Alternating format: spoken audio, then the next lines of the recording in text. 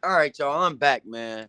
Every time I go on live, it gets ruined. Someone calls me. They don't understand that I'm on live. I'm on vacation. Like, don't fucking call me when I'm fucking live, man. What up, y'all? This is Middleman TV, and I gotta go on here and again give y'all the word of boxing, man. I was already on here. I had already given y'all the word, but someone called me and completely ruined the live. So I'm gonna come on here again, man. I'm gonna make it short and brief this time, though. So obviously, we got a big and major fight announced yesterday.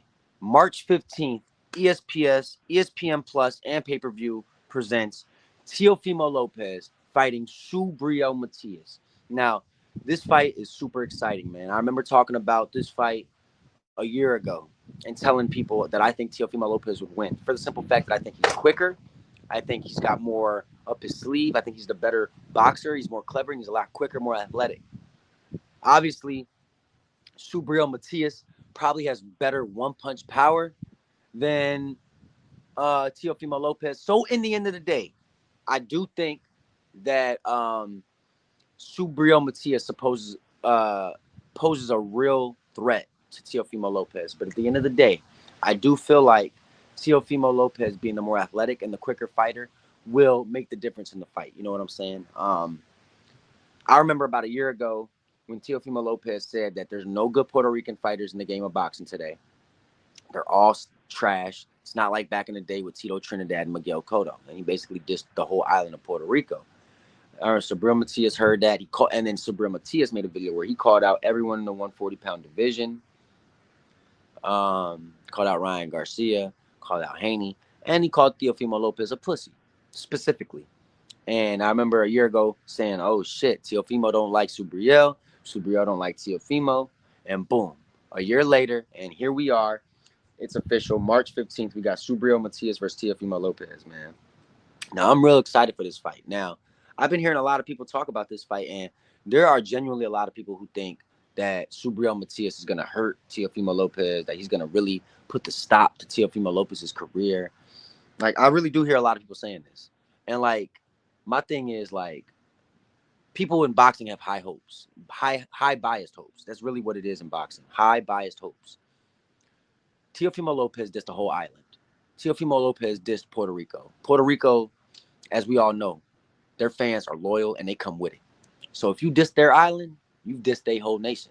And there's no coming back from that. So to me, when Teofimo Lopez dissed Puerto Rican fighters in the land and the nation, he basically knew what he was doing. He basically isolated himself with the Puerto Rican fans. And that's what he did. You know, he made himself a rival with the Puerto Rican fans. A lot of Puerto Rican fans don't rock with Teofimo Lopez. Then on the other side of the spectrum, you got Subriel Matias. Subriel Matias just feels like he's the boogeyman. He feel like he can't be beat. And he been called Teofimo Lopez a pussy. He feel like Teofimo Lopez not about that shit. And there's a rivalry going on with them too. So to me, when you with these two guys,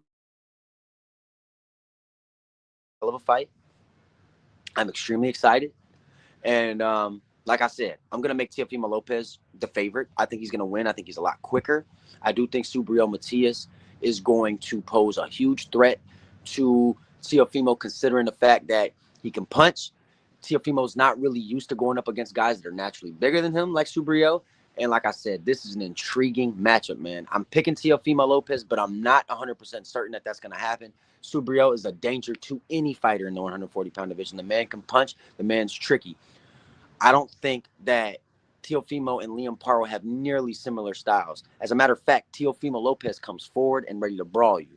Subriel Matias comes forward and ready to brawl you. You know what that equals? That equals a firefight. You know what a firefight equals? Somebody's getting knocked the fuck out. And that's what I see, man. I see between Subriel Matias and Teofimo, somebody going to get knocked out. And this is going to be one of them fights, man, that we talk about 10, 15 years from now. That's what I think, man. Skipping over to the Gervonta Davis situation, man. I want to skip over to this situation, man. It's an unfortunate situation. A lot of people are happy and they're calling it a blessing in disguise because the fight between him and Lamont Roach has officially been canceled. Now, I don't know how official it is. It has not been reported by Michael Benson. Lamont Roach doesn't know anything about it. PBC didn't come out with anything. The only person that said the fight was canceled was Gervonta Davis. Now, you guys need to start reading in between the lines as well, because I think this is deeper than Gervonta saying it's canceled or Gervonta saying he's going to retire soon. Are you guys not peeping the antics? coming from Gervonta. I think we got three things going on right now. There's three things that are currently going on with the Gervonta Davis situation. I'm going to point them all out.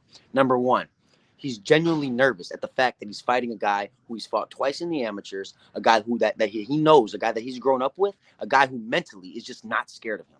Frank Martin, he could get under his skin. Rolly Romero, he can get under his skin. Ryan Garcia, same thing. He can't get under Lamont's skin for the simple fact they're from the same hood. They've already seen each other. Lamont not really hearing none of that shit. That's number one. That's the one thing that I noticed. Number two, he keeps shunning the Shakur fight. He keeps saying that Shakur's done nothing in boxing. He keeps trying to avoid that. Every time people bring it up, it almost gets under Gervonta's skin at this point. Then another thing. One thing you notice about Gervonta in all his fights against Rolly Romero, against Ryan Garcia, against Frank Martin, he is confident. He talks shit. That's his niche. He talks shit. He gets under his opponent's skin. What did he tell Frank? He told Frank, you too swole. You took the fight too early. He told Rolly, you a goofy. He told Ryan Garcia, bro, you can't take body shots. You're not like that. He hasn't done any of that with Lamont Roach. Why is there so much respect on the table? Why is it that Gervonta is going completely against what he normally does, and he's completely basically doing a new approach with the whole Lamont situation? To me, it stands out. To me, it calls for maybe he's just a little bit nervous about this fight. Maybe in the back of his mind, he's thinking, if I lose to Lamont, is that gonna be my ass? Like, I think that Gervonta is starting to hear all of the possibilities in his head circling around, and he's starting to realize what can really happen if he were to lose to Lamont Roach. But I'm gonna take it a step further. I'm gonna dive even deeper. I think that, Gervonta Davis, man, pretty much gotten everything he's wanted in boxing, man. The man's not chasing belts. The man's not chasing legacy. The man's made it very clear on numerous occasions. He's chasing money. He's from Baltimore, Maryland, and he's already a hero as far as he's concerned. Cool. But it's like, bro, you're 30 years old. People really consider you one of the greats. You don't want to ruin the game like this, man. You don't want to ruin the game like this. I think it just shows selfishness on Gervonta Davis's part. He doesn't seem to care about the fans at all, man. It's unfortunate, man. And this is why I say my favorite fighters in the world, Terrence Bud Crawford, Shakur Stevenson. At the end of the day, are their performances always going to be exciting? No. But I don't think they're just going to announce retirements because they're in their feelings. Here's another thing that I thought could be a possibility.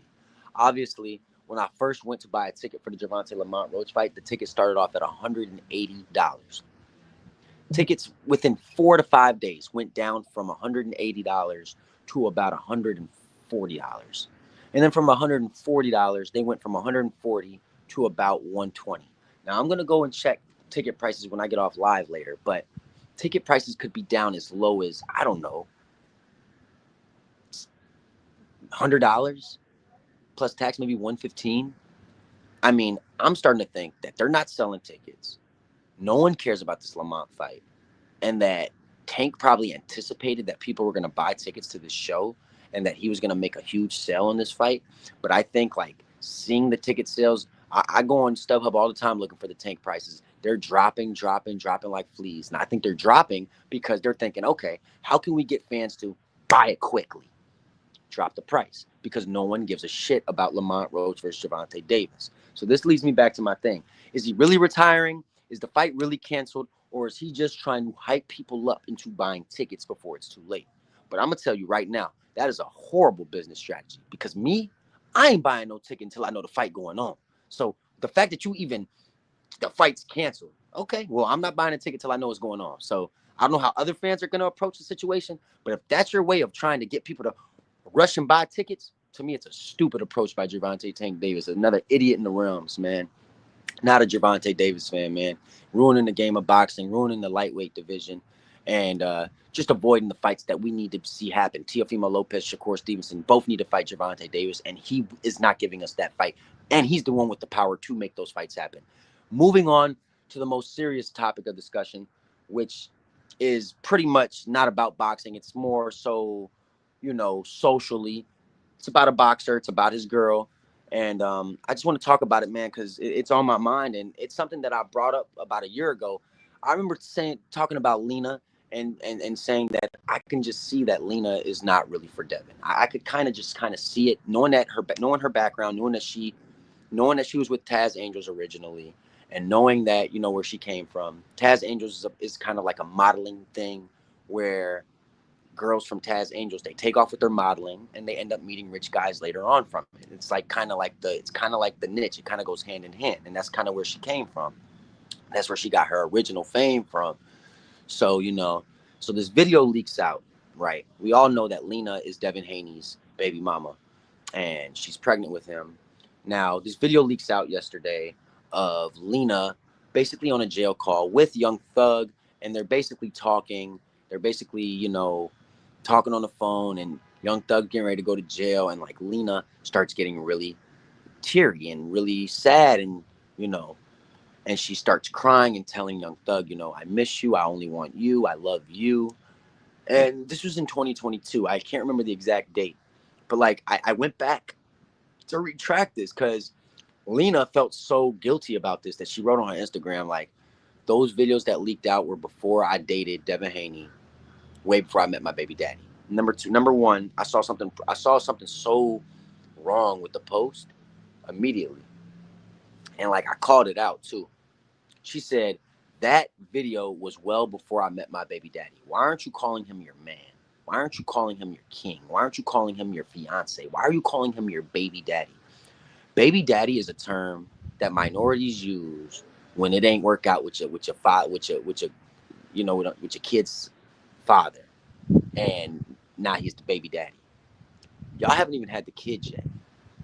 This man could be your future fiance, and you're already calling him your baby daddy. That means you're already pre-prepared to call him your baby daddy. So to me, Lena's basically telling us indirectly, it ain't gonna last forever, and she's a hoe. And that's just what I'm getting from that. She told another man, Young Thug, that she loved him on video. I don't care if that was before Devin Haney, quite frankly. It should have never even it should have never hit video. Why did it hit the video? That's number one. Number two, I know Devin Haney is hurting inside right now. You guys got to think about this. I've been thinking about all of this really deeply. Devin Haney is a boxer, a really good one, a one who's made a pretty damn good career for himself too. He's from Henderson, Nevada. For those of you who don't know about Henderson, Nevada is considered a really pretty good middle class neighborhood. Pretty good, Henderson, Nevada, not the ghetto. That being said, Young Thug is from Atlanta, East Atlanta, the hood. We all know this. Devin Haney, he's always tried to portray, with the jewelries, the grills. He's always tried to give off that I'm from the hood image, but he's not. He even tries to, take off from what his dad says, like, oh, I'm from Compton, California, even though your dad's not from Compton. Your dad's actually from Oakland.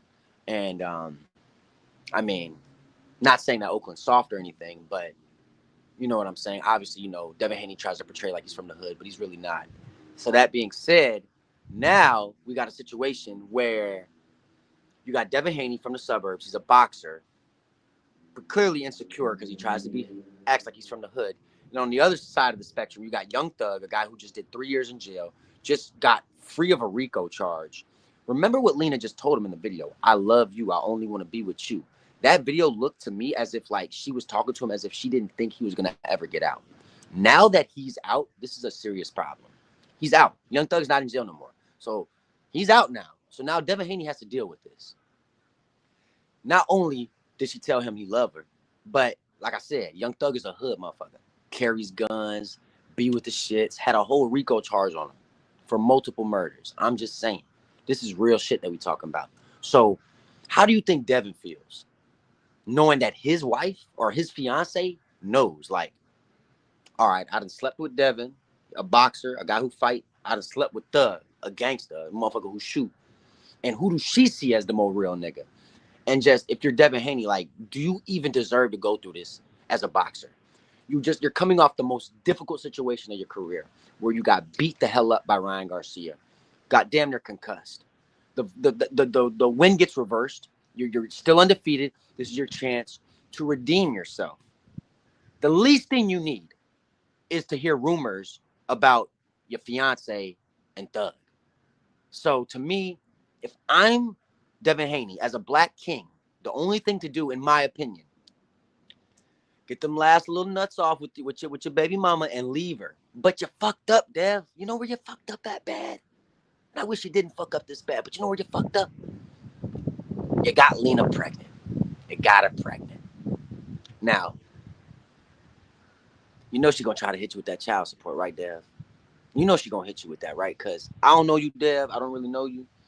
But comparing Young Thug to Dev, I'm telling y'all right now, it's pretty obvious which nigga's more the simp, which nigga's more the goofy, and which nigga more the real nigga. It's clear Thug is more when she said, "I love you, Thug," Thug said that shit light as hell. You barely could hear Thug say it.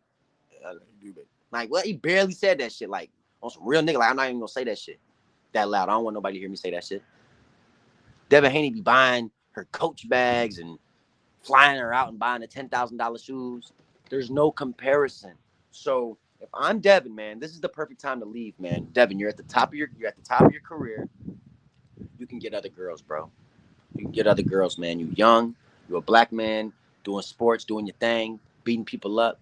Keep doing your thing, Dev. I want to see you shine out here, man. And I'm telling you, I only see your career declining if you keep that girl in your realms, bro. She gonna hit you with that child support. She gonna give you a headache, bro. And you gonna have to deal with this. You gonna have to deal with this bullshit, bro. Because every time you see people, they're gonna ask you questions about that, and it's all over the internet. And and another thing, Dev, if you're watching this, you're probably not watching this, but if anybody ever talks to Dev, please tell him to tell Lena to stop calling him her baby daddy. That's so disrespectful, man. That's what my baby mama calls me. We're not together, though. You see what I'm saying? Like, if I was together, I would want my woman to call me her man. You know what I'm saying? Like, what is she doing, bro? Lena, you need to learn better. Terrible, terrible, terrible. Whoever gave her, like, knowledge on how to treat niggas, not good. Not good at all. And clearly she needs help on that. But yeah, man, we covered the Lena and the Devin Haney situation, and boy, is it a messy situation. And I'm telling y'all, it could ruin Devin Haney's career. We talked about Gervonta Davis and the fight being potentially canceled and what goes on from here. And we talked about Teofimo Lopez and Subriel Matias fight coming to fruition March 15th. So now I'm going to be live for another 15 minutes. It's open boxing talks. We got 2 viewers in the building. Make sure y'all hit that fucking like button. Anything y'all want to talk about, man? Anything y'all want to address in the boxing game, let me know, man. Anything, question, or if y'all don't have any questions, then I'm just going to start coming up with more things to talk about in the boxing world. There's a couple more things I did want to address. But open boxing talks, man, for anything y'all want to talk about, man. Is there any fights that y'all are excited for coming up? Do y'all want to address any of the things that I just addressed? You know what I'm saying? All these things that I'm thinking about, man. Let's see. It's 2:10. Yeah, I got a little bit more time. Y'all. Ask me some questions. Man. We got 3 viewers in the building, man. Hit that fucking like button. Ask me some questions. Open boxing talks. Y'all just missed the me talking about Gervonta and the Devin Haney and Lena situation. The Devin Haney and Lena situation is just, to me, is deep, y'all. It's real deep, man. And you know me, man. I usually keep it strictly boxing. But man, this is Devin, one of my favorite fighters, man. This could ruin his career, man. I really hope it doesn't. I really want to hear him speak out on it. But like, I did see him post a video yesterday in the gym, man. And like, that's good. Stay in the gym. And try to block out the side noise, man, because it's gonna be side noise for a while until some confirmation comes out about that whole Lena Young Thug shit. Confirmation gonna come out. Yeah, man. I mean, Echoes. I don't want Devin Haney's career to be ruined, but I just truly feel like if he doesn't get rid of this girl, that it's gonna be lingering on him. It's gonna be lingering. It's gonna be a huge distraction. You don't understand how many fighters I've seen in the past have a girl, the girl be so fine, and slowly but surely it ruins their careers. Or even worse, they end up marrying the girl ends up filing for a divorce, child support. Fighters end up going broke in the future. I'm talking about, my dad managed 18 world champions. There's a lot of fighters that I know that are broke. I'm telling you, man. And it's just, you don't want to see that. You could tell that genuinely Devin Haney's a good dude, man. You could tell he's a good dude. And you don't want to see him go broke dealing with this girl that just doesn't care about men. It's so easy for women to go on to the next dude, right? Like, looks mean nothing to a woman. Quite frankly, it's kind of disgusting sometimes that, a girl like Lena, a beautiful, beautiful woman like Lena, could go from Devin Haney to Young Thug. Clearly, looks don't matter to her because Young Thug is an ugly dude. I think anybody in the world can agree with that. She don't care about that. She cares about money. If as long as you're green, cool, you look good to her. So to me, it's like, man, gotta draw the line, man. But Devin, I hope you can start seeing the red flags early, man. No one's hating, you know what I'm saying? I was hoping that was gonna work out the best for you and Lena, man. But unfortunately, Lena's just not genuine, man. Run, Devin, run as fast as you can, man. Bad situation, y'all. And I really hope that Lena can speak on it more instead of just saying, "Hey, y'all, that video was old. That was way before I met my BD." Girl, have you lost your mind? You need to be apologizing. You need to be saying, "I'm sorry for that video to leak. That was a really embarrassing video. That was real old." She did say that she would not mess with Thug or no man, but baby girl, the video don't lie. You said you love Thug. So wait, let me ask you this, Lena, because now I done caught you in two lies. You told Thug you love him. You stopped loving him, so you never loved him, or you do love him, and you love multiple men. You love multiple men, or what's going on here? You see what I'm saying? You gotta start checking for these females, y'all. Especially when you get to the point of like Devin Haney, when you start getting real money, man, they will tell you anything you want to hear. And the problem with us men is when we get money, we forget what genuine is. You know, we get money, we get big headed. All the fine girls start flocking over to us, and we forget what genuine is. We get distracted by the fine women, and we kind of just go for it every time. But you got to peep, man. Fine girls are going to come your way when you are getting money. And you got to ask yourself this. If you weren't getting no fine girls at all before any money, then why the hell do you think all of a sudden you're just getting fine women now? It don't work that way. You're getting used up and used and abused, my boy. And I'm sorry, man. I don't know about Devin Haney, but that's what it's looking like, man. That's what it's looking like. But yep, that's what it is, man. I want to come out here and address the main topics of discussion. Been on here for 22 minutes. I was on here for about 50 minutes, but as y'all know, my first live got halted because someone called me and the video went mute. I'm going to go walk around the strip, enjoy my vacation. I definitely want to come on live and talk about the Devin Haney situation. I want to come on here and talk about the Tank situation. And I want to talk about the fight between Subriel Matias and Teofimo Lopez. That's a firefight, y'all. I'm telling y'all. And I got Teofimo Lopez, y'all. Make sure y'all hit that fucking like button before y'all leave, man. I'm out. I'll be back on here later tonight. I'm gone. Peace.